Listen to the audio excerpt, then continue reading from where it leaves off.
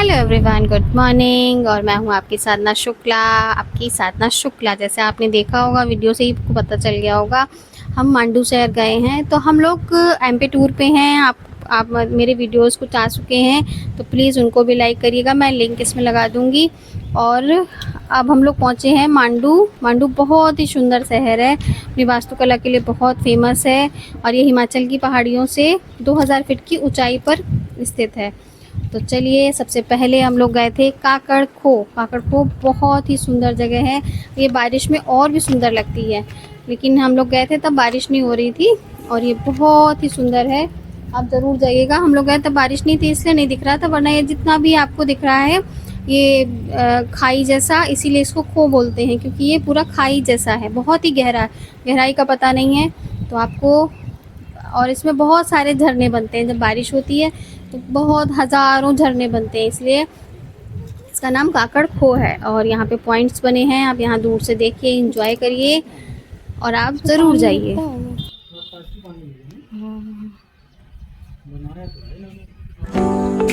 बनाया नहीं, मतलब घेरा है तो नेचुरल।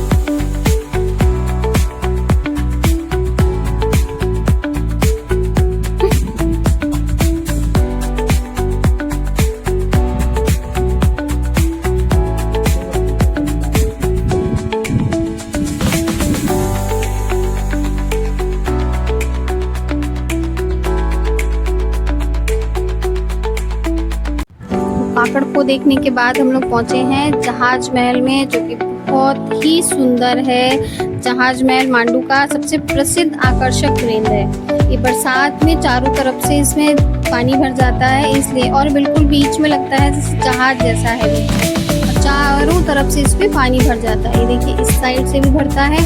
बहुत बड़ा सा तालाब है, चारों तरफ पानी ही पानी रहता है इसमें।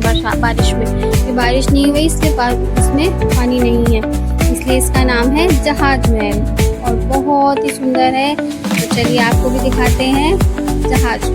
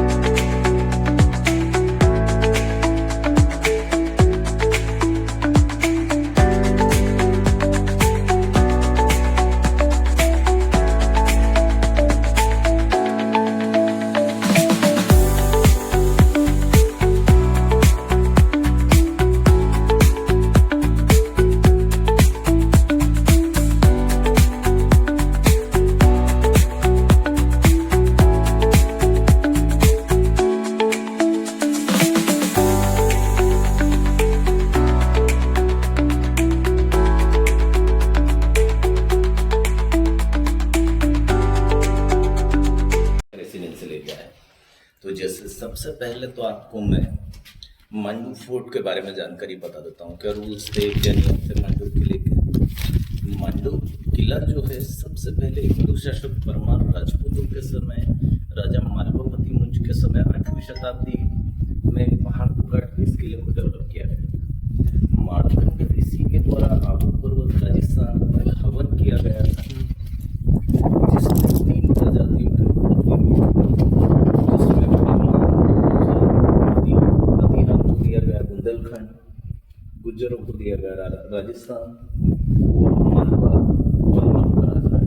तो मालवा का लास्ट बाउंड्री मांडो है, झाबुआ गुजरात बाउंड्री पर, नीमच राजस्थान बाउंड्री पर, भोपाल का भोजपुर है जो कि राजा भोज का मेन रेसिडेंशियल एरिया रहा है। तो मांडू 8वीं से 10वीं शताब्दी में राजा भोज और मालवापति मुंज के समय मालवा का राजधानी कैपिटल रहा था। विक्रमादित्य के समय उज्जैन अवंती का नगरी बोला जाता था, वो मालवा का कैपिटल था। तो परमार राजपूत यहाँ पर 8वीं शताब्दी से 13वीं शताब्दी तक शासन किए।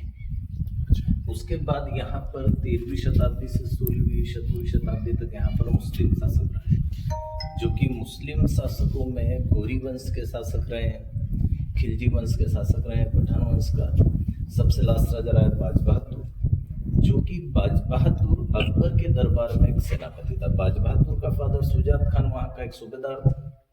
बाज बहादुर वाजिद अली शाह नाम था। बाज बहादुर एक लड़ाई में बाज जैसा बहुत माहिर था, तो उसे बाज बहादुर की उपाधि दी गई थी।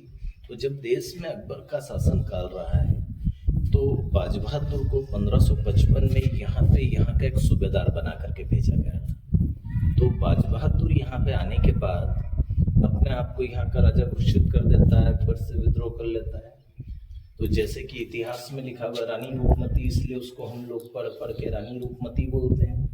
लेकिन रानी रूपमती जो है यहाँ की कोई रानी नहीं रही है। पठान वंश का सबसे लास्ट राजा रहा है बाज बहादुर, वो उसे यहाँ से संगीत सीखने के लिए लेके आया था।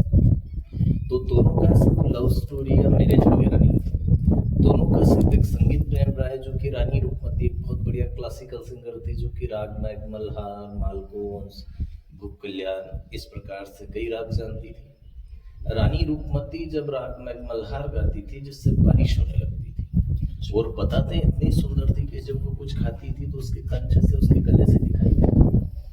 1732 में थार स्टेट मराठा शासक पवारों के अंडर में मांडू को लिया गया। 100-200 साल मांडू ऐसे ही वीरान पड़ा रहा, तो काफी ओल्ड कंडीशन। लेवल से 2100 फुट की ऊंचाई पर विंध्याचल पर्वतों पर मांडू बसा हुआ है।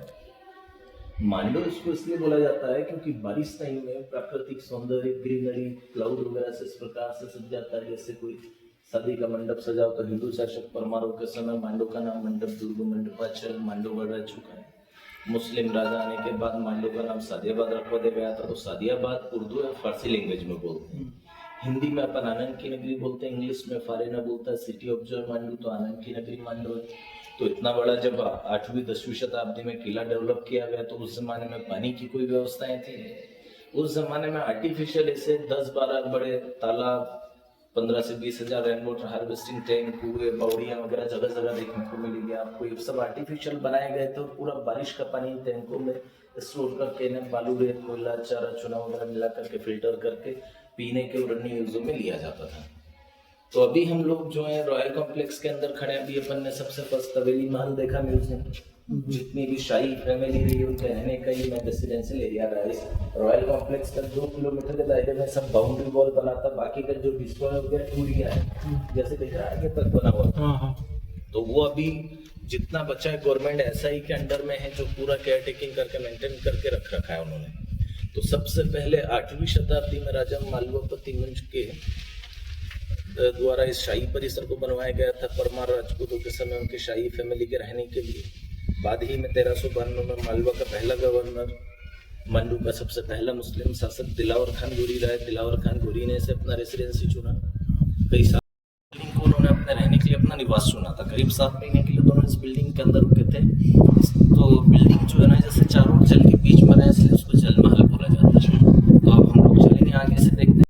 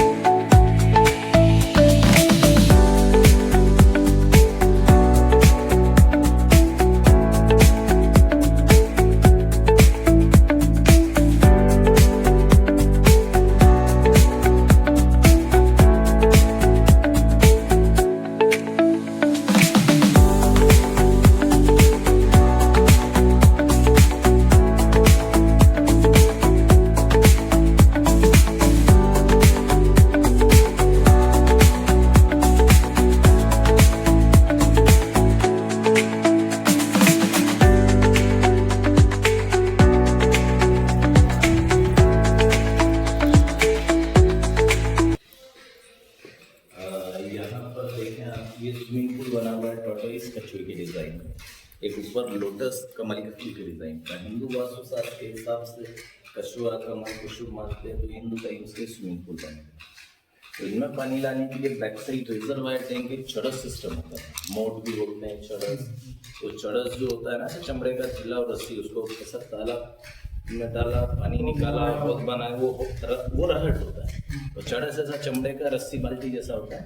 तो फिर बहुत में पानी भरा तो उससे पानी यहाँ पे चमड़े का बैग बैग टाइप का ही। हाँ, तो इधर देखेंगे, ये देखो मैंने आपको बताया कि पानी का उस समय में कोई स्रोत नहीं है।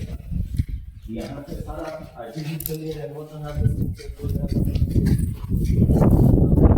पानी को टैंकी में स्टोर करके पीने के लिए जैसे पानी बनते हैं, ऐसा ही पूरा पानी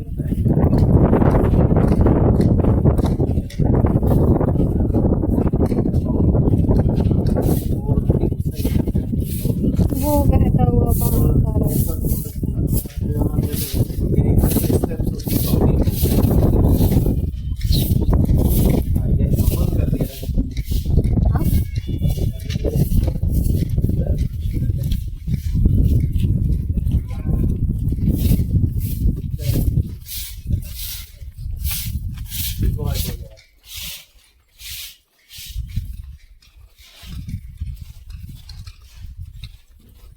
डायरेक्ट नहीं उठेगा, रखना वहीं बात रख, मैं बता रहा हूँ वहाँ से लेके आपको उठाने वाला है।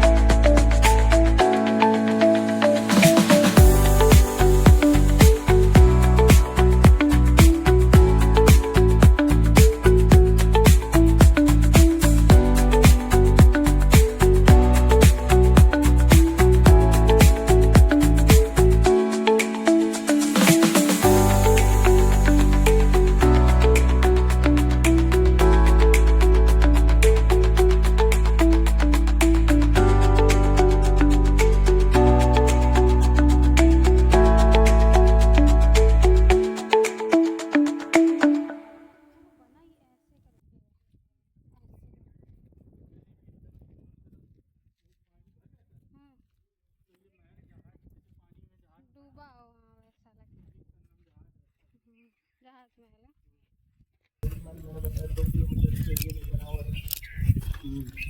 ये गयासुद्दीन खिलजी के द्वारा बनवाया गया था, करीब 5 मालाओं चलता है।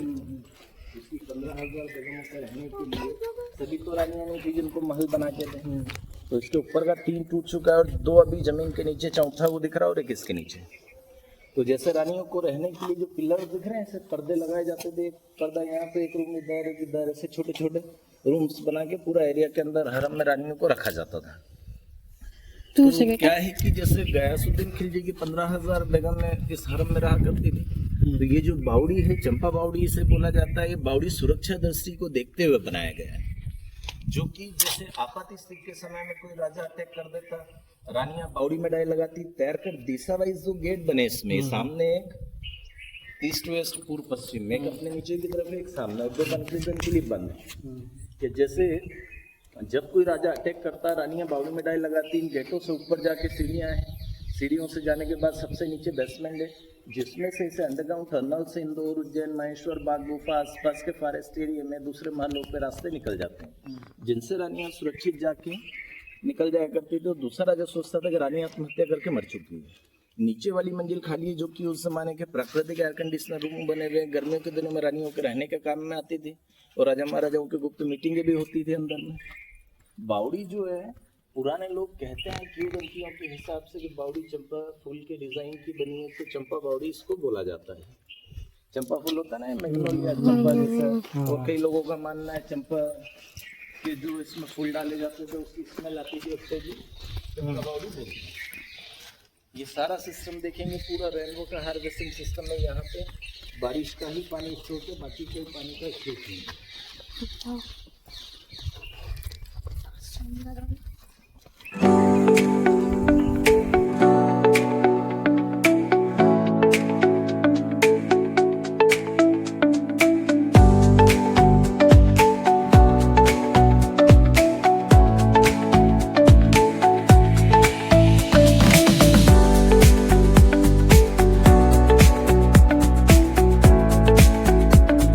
डबल डोर वाले दरवाजे थे। जहाँ ये ये बाथरूम में नहाने के लिए, और इस तरह भी टॉयलेट बना हुआ है। आइए, इस तरह के टॉयलेट बने हुए हैं देसी, जो पुराने लोग जाते हैं गाँव में भी पहले थे से। टॉयलेट के लिए होता है, वॉश के लिए, जिससे पूरा गंदगी अंदर नहीं फैलेगा। और ये एग्जिट गेट अंदर से सफाई करने आता, साफ सफाई करके बाहर। देखा जो ना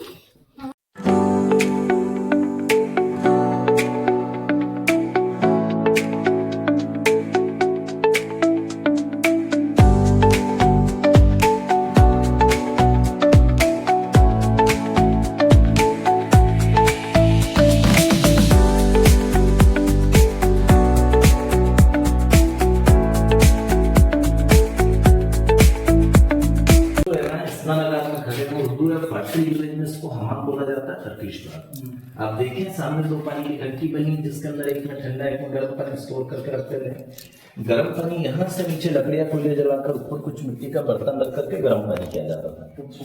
सामने दीवार के साइड से दो पत्थर की पाइपलाइन दी गई, यहाँ पे दो पानी के टैंक बने थे, जिससे एक में ठंडा एक में गर्म पानी आवश्यकता अनुसार उस पानी की टंकी तक ले जाते थे। बीच में पानी की टंकी बनी, पानी खत्म हो जाता तो पानी की आवश्यकता के लिए ऊपर जो आप 4 तारे का सेट देख रहे हैं, रोशनी के लिए बना हुआ है, सनलाइट के लिए। हम लोग इसे सोनाबाद स्टीम बाथ बोलते, तो सोनाबाद तो ये है नहीं, स्टीम बाथ है।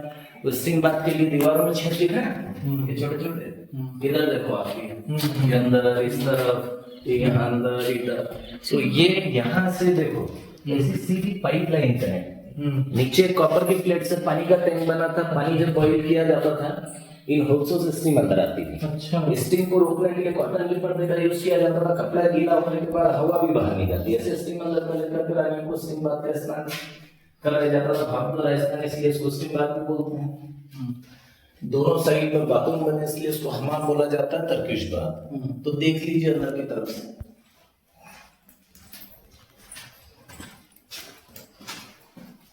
यहाँ के होता था पापा, ये वॉशरूम है ना, टर्किश हुआ।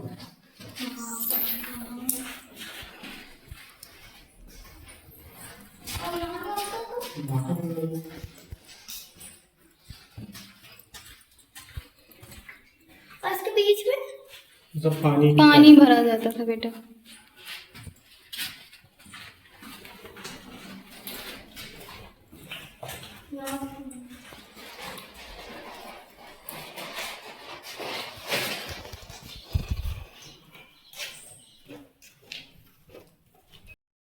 जहाज महल लुक लाइक शिप जैसा दिखता है जब पानी भर जाता है।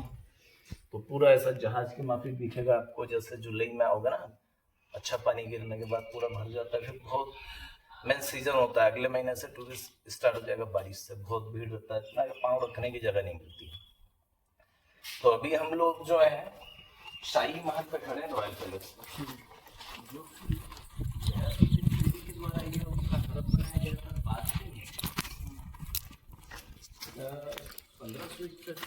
बाजबहादुर ने रानी रूपमती के रहने के लिए शाही महल को चुना था। रानी रूपमती यहाँ पे रहती थी, यहाँ से डेली हाथी घोड़े पालकियों के द्वारा जा करके रूपमती के पैवेलियन से नर्मदा दर्शन करती थी। नीचे बाजबहादुर के पैलेस पर उसको कुछ संगीत सुनाने के बाद सीधे हाथी घोड़े पालकियों से आके यहाँ पे रहती थी। ये उसके स्नान के लिए स्विमिंग पूल बना हुआ है। अच्छा, ये वही रूपमती है ना जो कहती थी कि हाँ। नर्मदा नदी मुझे दिखनी नर्मदा नदी मुझे डेली के डेली दर्शन करती थी, तभी कुछ खाना है पीना करती थी, नहीं तो। और हमारे यहाँ रेवा कुंड है, हाँ।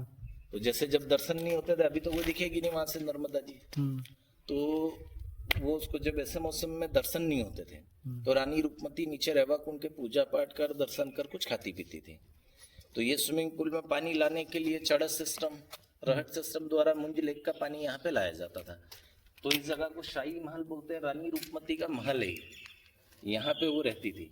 वो कहते हैं ना उसका महल, उसको वो महल नहीं है, वो छोटा सा स्ट्रक्चर है, तो गुंबद है। तो देखो आप लोग, अभी अपन ने चंपा बावली देखी थी सामने, मैंने बताया 2 मंजिला नीचे है उसके, जिसके नीचे सेकंड ईयर तीसरे पे हम खड़े, चौथा स्टेप्स पांचवा ये, ऐसे करके 5 वाला ऊंचा विशाल भवन बना हुआ था।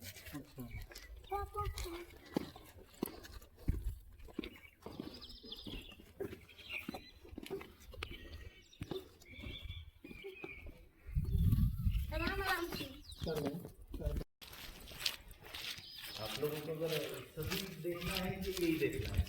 अभी देखिए हमारे को सभी देखिए, उधर का देखना हो तो सही दिखा रहे हैं पूरा।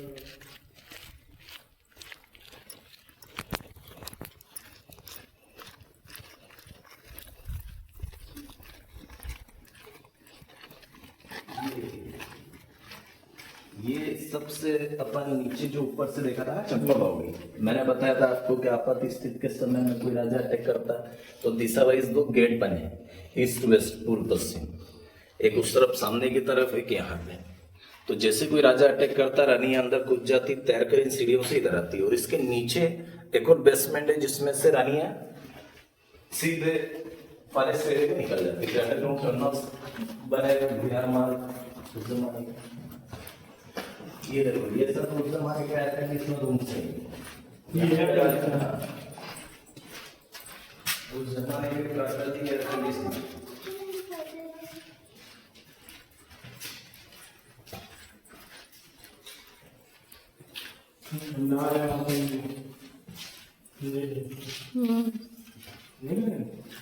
चलना है, घूमना है, पानी और लगेगा।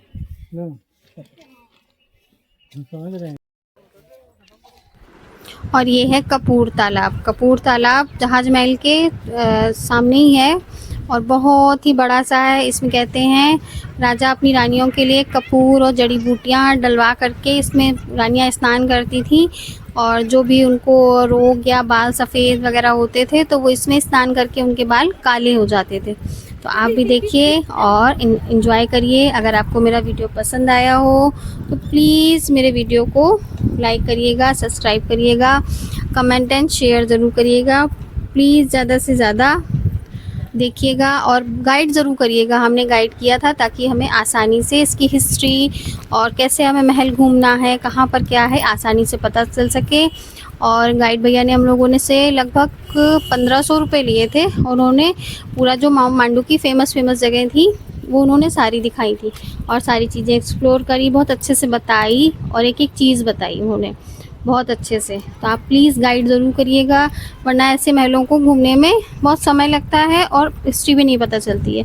तो आप एक गाइड ज़रूर करिए। गाइड वहीं बाहर मिल जाते हैं और टिकट वगैरह भी लगता है, तो ज़रूर हर चीज़ लेके तब एंट्री करिएगा। प्लीज़ हमारे वीडियो को ज़्यादा से ज़्यादा देखिए और एमपी टूर को प्लीज़ ज़्यादा से ज़्यादा हमारे एमपी टूर को अप्रिशिएट करिए। और ये यहाँ की फेमस इमली है जो बहुत ही फेमस है, वो यहीं पाई जाती है सिर्फ एमपी में ही। ये भी मैंने ली थी, 10 रुपये के पैकेट मिलती है छोटे छोटे, और ये यहाँ के बेर हैं उबले हुए। तो जो भी आपको लेना हो हमने लिया था, आप भी लीजिएगा। तो प्लीज़ ज़्यादा से ज़्यादा मेरी वीडियो को पसंद करिएगा और लाइक करिएगा।